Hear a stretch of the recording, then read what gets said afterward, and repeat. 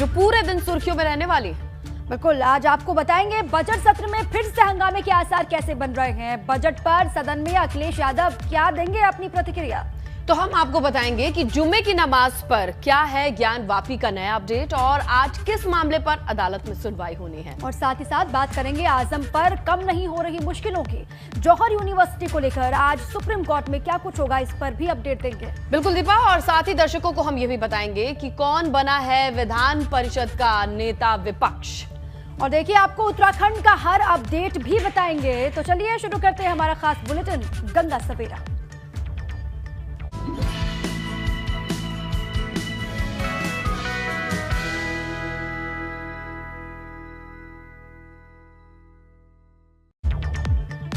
हम आपको अलग अलग खबरें डिटेल में बताएंगे, समझाएंगे, लेकिन उससे पहले जरा इन तस्वीरों से आप रूबरू हो जाइए, क्योंकि यही बड़ी खबरें हैं और इन्हीं से जुड़ी अपडेट आप तक पहुंचनी है। 7 तस्वीरें आपके सामने टीवी स्क्रीन पर हैं। यूपी विधानसभा का बजट सत्र आज भी हंगामेदार हो सकता है। आज बजट पर सदन में चर्चा होगी।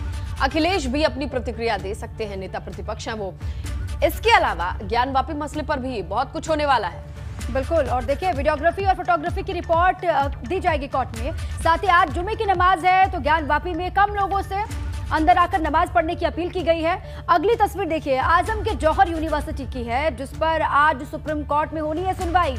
अगली विंडो डिंपल यादव से जुड़ी हुई है। खबर है डिंपल आजमगढ़ से सपा प्रत्याशी हो सकती हैं, और इसके अलावा सपा ने जयंत चौधरी को राज्यसभा भेजने का मन बना लिया है। बिल्कुल, और विधान परिषद की अगर आप बात कर ले तो नेता विपक्ष लाल बिहारी यादव बनाए गए हैं। और ये जो 7 तस्वीरें हैं, आज पूरे दिन इन्हीं के अराउंड अपडेट्स आती रहेंगी। हम आप तक अपडेट्स पहुंचाते रहेंगे और ये सभी खबरें बेहद अहम हैं।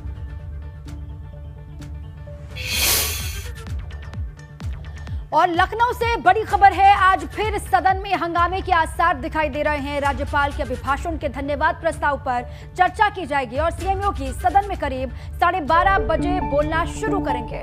बजट पर भी आज चर्चा की संभव है और अखिलेश यादव बजट पर सदन में अपनी प्रतिक्रिया दे सकते हैं। नेता विपक्ष अखिलेश यादव क्या कहेंगे, इस पर भी लगातार नजर। और करीब 12:30 बजे सीएम योगी आदित्यनाथ सदन के भीतर बोलेंगे और देखिए, बजट पर भी चर्चा होगी, ऐसी संभावना है। इसके अलावा राज्यपाल के अभिभाषण पर चर्चा होगी, विस्तार से बातचीत होगी। देखिए, इससे पहले कल योगी सरकार ने अपने दूसरे कार्यकाल का पूर्ण बजट पेश किया, जो कि पहला था। वित्त मंत्री सुरेश खन्ना ने भारी भरकम बजट पेश किया है, जो कुल 6,15,518 करोड़ 97 लाख का है और इसे विधानसभा में पेश किया गया। इस बजट के जरिए योगी सरकार ने हर वर्ग को छूने की कोशिश की है, जिसमें किसान, महिला, बुजुर्ग और युवाओं के लिए बहुत कुछ देखने को मिला है। तो बहुत सारे एलिमेंट्स रहे हैं बजट को लेकर के। पूरे 1.5 घंटे तक इस बजट को पढ़ा वित्त मंत्री सुरेश खन्ना ने। कोशिश थी कि संकल्प पत्र में जो वादे किए गए थे जनता से चुनाव से पहले, उन्हें पूरा किया जाए।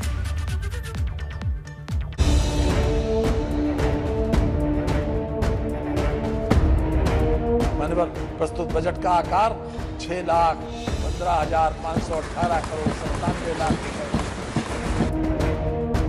योगी 2.0 का पहला बजट पेश, विकास की रफ्तार होगी तेज।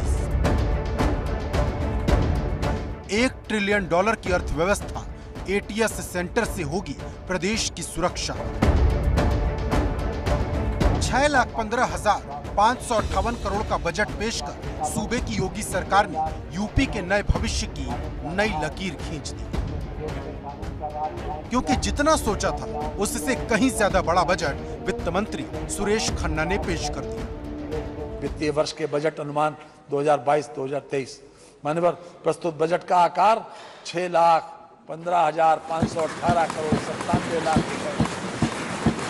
बजट में 39,181 करोड़ 10 लाख रुपए की नई योजनाएं सम्मिलित की गई हैं। कुल प्राप्तियों में 5,90,951 करोड़ 71 लाख रुपए अनुमानित है। सरकार की माने तो ये सिर्फ बजट नहीं है, ये 5 साल का विजन है। ये यूपी को $1 ट्रिलियन की अर्थव्यवस्था बनाने का संकल्प है। यह बजट प्रदेश की 25 करोड़ जनता की जनाकांक्षाओं के भावनाओं के अनुरूप प्रदेश के समग्र विकास को ध्यान में रख करके गांव, गरीब, किसान, नौजवान, महिलाएं, श्रमिक और समाज के प्रत्येक तबके को ध्यान में रख करके बनाया गया है। सरकार का दावा है कि उसने 2022 के चुनाव के दौरान जो भी वादे किए थे उसमें से 97 संकल्पों को पहले ही बजट में पूरा कर दिया। जैसे उज्ज्वला योजना के लाभार्थियों को साल में 2 मुफ्त सिलेंडर, वृद्धावस्था पेंशन 500 से बढ़ाकर 1000 रुपए किया। अगले 5 साल में बुंदेलखंड को प्राकृतिक खेती से जोड़ने का लक्ष्य है। मुफ्त सिंचाई के लिए पीएम कुसुम योजना के तहत निशुल्क सोलर पैनल, 1000 करोड़ की लघु सिंचाई योजना का प्रावधान, गरीबों के लिए कल्याण कार्ड, आलू, टमाटर, प्याज के लिए कोष की स्थापना, गन्ना किसानों के भुगतान के लिए 1000 करोड़ रुपए, चीनी मिलों के लिए 180 करोड़ रुपए दिए गए हैं। योगी सरकार ने उत्तर प्रदेश का अब तक का सबसे बड़ा बजट पेश किया है। सरकार का दावा है कि ये बजट 5 साल का विजन है। 6,15,000 करोड़ से ज्यादा का ये बजट उत्तर प्रदेश की 1 ट्रिलियन इकोनॉमी के सपने को पूरा करने में बड़ी भूमिका निभाएगा। सिर्फ इतना ही नहीं, ये बजट उत्तर प्रदेश के विकास को रफ्तार भी देगा। लेकिन जिस बजट को सरकार अगले 5 साल का विजन बता रही, विपक्ष उस पर सवाल उठा रहा है। बहुत सारे विभागों का जब आप देखेंगे तो बजट बढ़ा नहीं। जिस अनुपात में उन विभागों को बजट मिलना चाहिए था या मांग की थी विभागों ने, उस बजट को घटाया गया है। तो ये जादूगरी है क्या पूरी तरीके से? ये हमेशा जो वित्त मंत्री वो तो यही कहेंगे, सरकार तो यही कहेगी कि बहुत अच्छा बजट है, लेकिन इतने आंकड़ों में देखेंगे ये आंकड़ों का मकड़जाल आपको दिखाई देगा।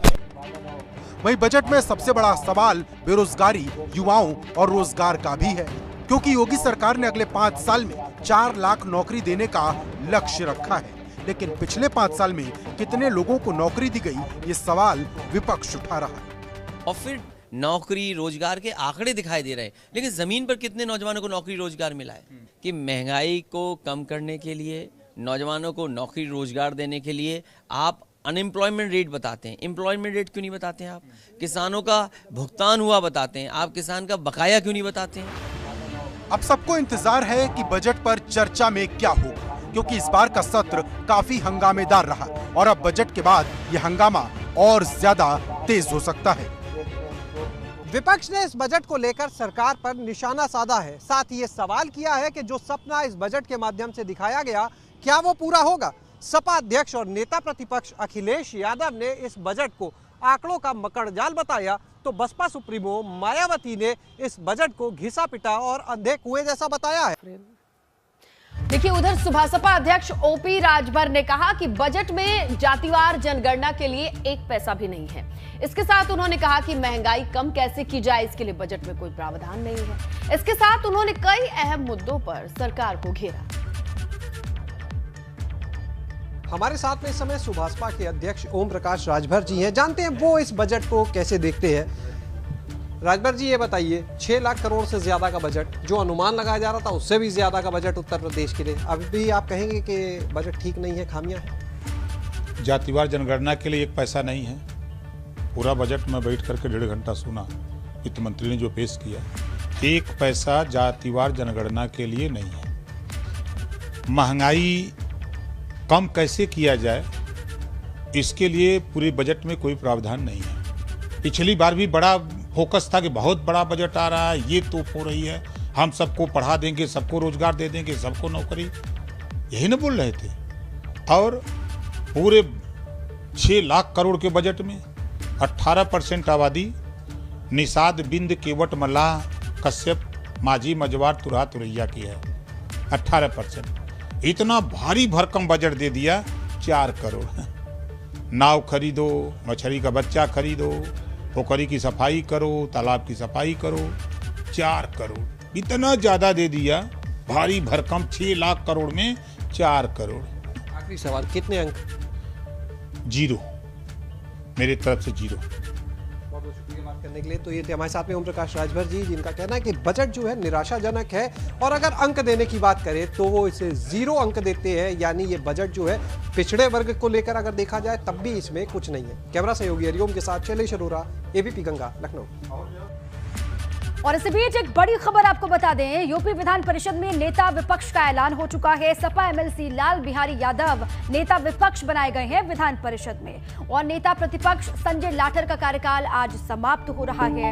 और विधान परिषद की खाली हो रही 13 सीटों पर 20 जून को चुनाव होना है। उससे पहले देखिए, नेता विपक्ष बना दिया गया है विधान परिषद में। सपा एमएलसी है लाल बिहारी यादव, जिनको नेता विपक्ष की जिम्मेदारी सौंपी गई है विधान परिषद के भीतर। नेता प्रतिपक्ष संजय लाठर का कार्यकाल आज समाप्त हो रहा है, और इसके बाद देखिए 13 सीटों पर 20 जून को वोटिंग भी होनी है, इसकी तैयारी भी शुरू हो गई है। इसी बीच में ये बड़ी जानकारी है नेता विपक्ष को लेकर विधान परिषद के भीतर। देखिए लाल बिहारी यादव, जिनके नाम पर मोहर लगा दी गई है, जिनको जिम्मेदारी मिली है विधान परिषद की। इससे पहले संजय लाठर, जिनका कार्यकाल नेता प्रतिपक्ष का आज समाप्त हो रहा है। ये बड़ी जानकारी।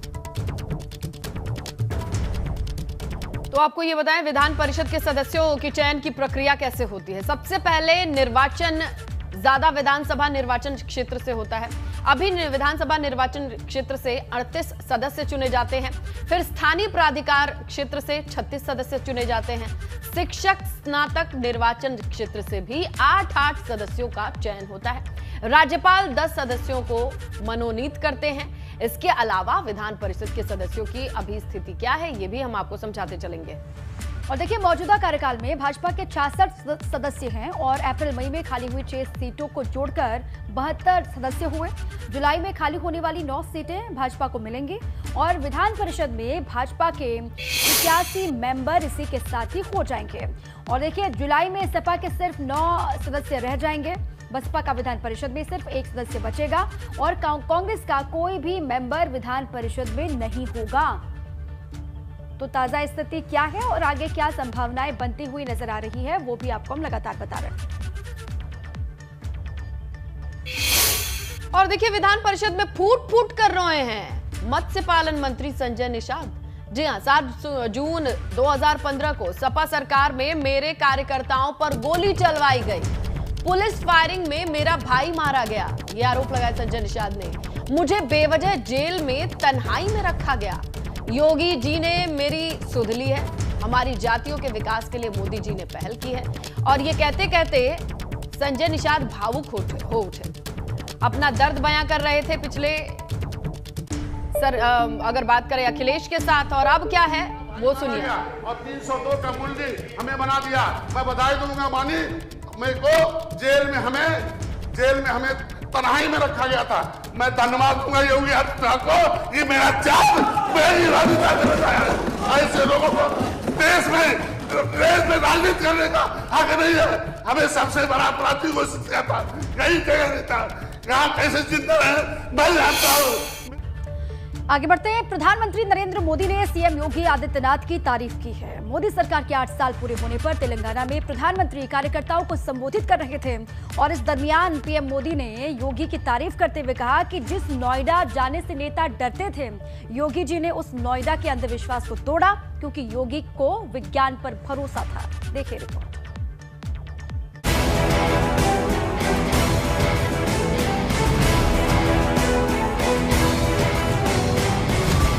पीएम मोदी ने की योगी की तारीफ, केसीआर पर साधा निशान।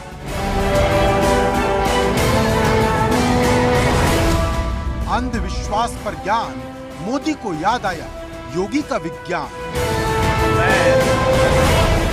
आदित्यनाथ योगी 10 मार्च को यूपी में जीत का परचम लहराकर सीएम योगी ने एक साथ कई सारे मिथक तोड़ दिए, जिसमें एक मिथक नोएडा का भी था। अब उसी नोएडा का जिक्र कर पीएम मोदी ने तेलंगाना की धरती से सीएम योगी की जमकर तारीफ की और केसीआर पर निशाना साधा। श्रीमान योगी आदित्यनाथ जी को भी बधाई देता हूँ। वो तो संत परंपरा से हैं, सन्यासी परंपरा से हैं। उनके कपड़े और वेशभूषा देख करके कोई भी बात मान लेगा। जब उनके सामने आया कि फलानी जगह पे नहीं जाना चाहिए, टिकनी जगह पे नहीं जाना चाहिए, योगी जी ने कहा मैं विज्ञान में विश्वास करता हूं और वो चले गए और दोबारा मुख्यमंत्री भी बन गए। दरअसल 2016 में यह चर्चा चली थी कि वास्तु के चलते तेलंगाना के सीएम केसीआर ने घर बदल लिया था। अब उसी घटना का जिक्र कर पीएम मोदी ने उसे नोएडा के अंधविश्वास से जोड़ दिया और सीएम योगी की जमकर तारीफ, क्योंकि यूपी में नोएडा को भी अंधविश्वास के तौर पर देखा जाता है, जिसके चलते कई पूर्व मुख्यमंत्री नोएडा जाने से बचते रहे हैं। कहा जाता था कि जो भी नोएडा जाता है उसकी कुर्सी चली जाती है। इसी वजह से अखिलेश यादव मुख्यमंत्री रहते कभी नोएडा नहीं गए, लेकिन जब योगी आदित्यनाथ सीएम बने तो कई बार नोएडा गए और जब चुनाव हुए तो रिकॉर्ड तोड़ जीत हासिल कर योगी ने इस मिथक को हमेशा हमेशा के लिए तोड़ दिया। Bureau report, ABP Ganga.